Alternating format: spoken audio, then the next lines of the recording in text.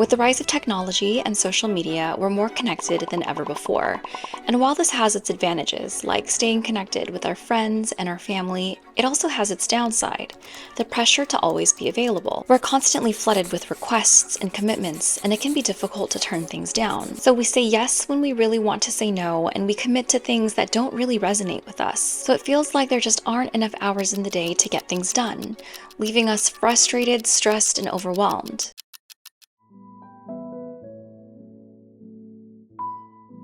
But with a simple word, we can reclaim back our time for the things that truly matter. My name's Nicole, and on this channel, I share tips on how to live a healthier, happier, and more balanced life. In today's video, we'll discuss the power of saying no so you have more time for the things that you love to do. I've been reading Essentialism, The Disciplined Pursuit of Less by Greg McKeown, and he emphasizes how important it is to be picky with how we spend our time and our energy. One idea that really resonated with me was this idea that if it's not a clear yes, then it's a clear no. How many times have you said yes throughout the week without pausing to consider if it was really worth your time? Then you open up your calendar and realize with all the invitations, side projects, and commitments that you've taken on, you just have no time left for yourself. And trust me, I know because I've been there. According to the author, there are two types of people: non-essentialists who believe that everything is important, and essentialists who believe that only a few vital things are important. Non-essentialists say yes to everything, perhaps to avoid feeling awkward, and eventually just give in to the social pressure to say yes. Essentialists, on the other hand, only say yes to the things that truly matter.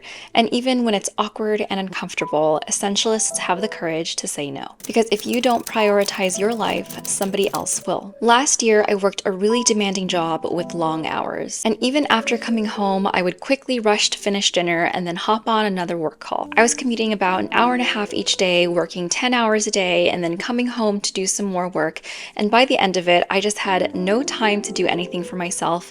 But even then, I just still couldn't say no. As a recovering people pleaser, I would often say yes without even thinking about it. I would say yes to staying late at work, to see more patients, and to help tutor more students in the evening. I kept justifying my choices as I'm being helpful, my patients really need me, and my students could really benefit from this. This I can do it all mentality was extremely bad for my health, and I eventually burnt out. I overextended myself to the point that I was getting physically sick, having to go to the doctor multiple times a month, and I was just so stressed out and overwhelmed. In hindsight, because I was so uncomfortable with saying no, I wasn't prioritizing myself. But I've learned an important lesson from that experience, and it completely changed my life. Now I work much more manageable hours, I have time to see my family and my friends, I picked up all of my old hobbies again, and I even started a YouTube channel, which is something that I've always dreamed of doing. But none of that would have been possible without gaining the courage to say no often and unapologetically. When we say no to taking on additional commitments when we just don't have the bandwidth,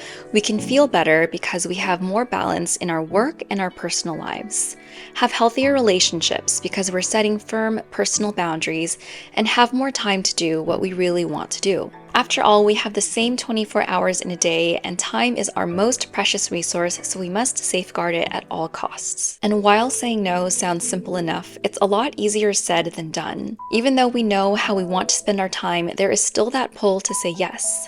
So why do we say yes? The first reason is the fear of missing out. Maybe you feel like you're missing out on an opportunity. For example, maybe you were invited to join a side project at work or a committee, or even offered a position that caught you by surprise. These things happen, it can be difficult to decide what to do. One thing you can ask to help yourself decide is, if this opportunity hadn't come my way, would I have sought it in the first place? We might think that we can't pass up on this offer, but before you say yes, pause to evaluate if this is the right opportunity for you. A systematic way to approach this is to draw out a chart.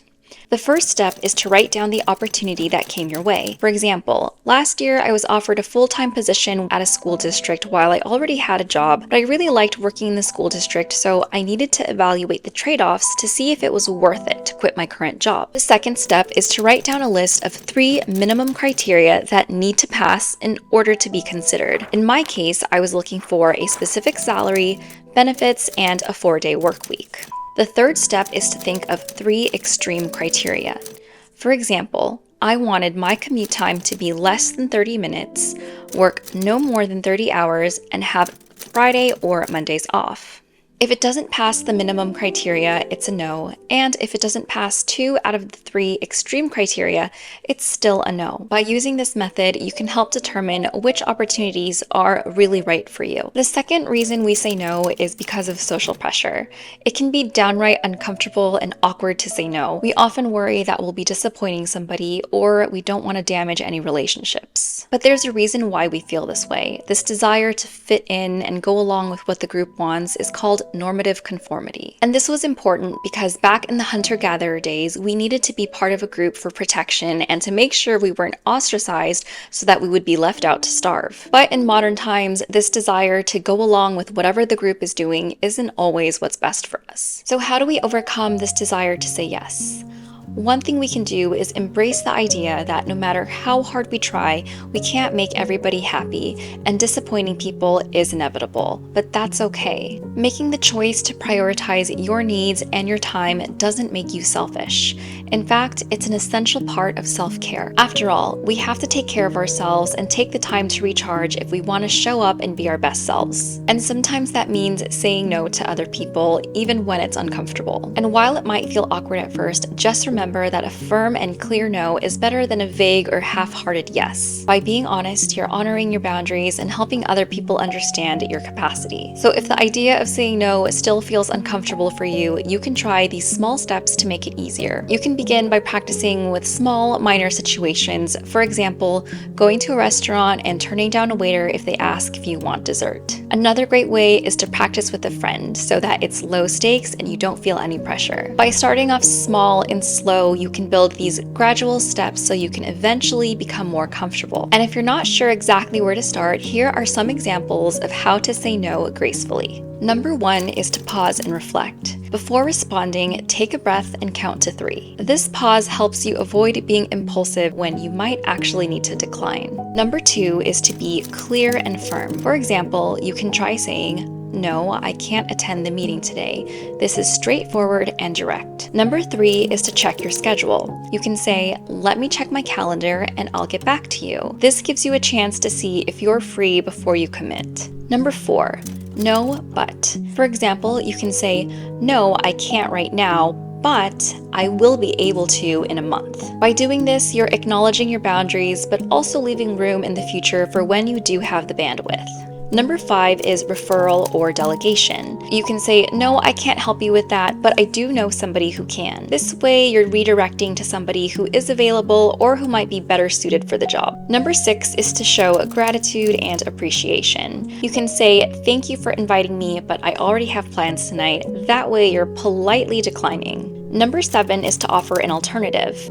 You can try saying, "I can't make it tonight, but I would love to get together next week." And even though you're turning down the current plan, you're suggesting another idea. Using these strategies can help you assert your boundaries in a positive and respectful way. And once you start saying no to more things, you'll be surprised to see how much more time opens up on your schedule for the things that you really want to do. As with any skill, mastering the art of a graceful no will take time and patience, but it's essential for creating a life that truly aligns with your priorities and your values. I hope you found these tips helpful, and if you did, please like, comment, and consider subscribing to my channel because that does really help me out as a creator.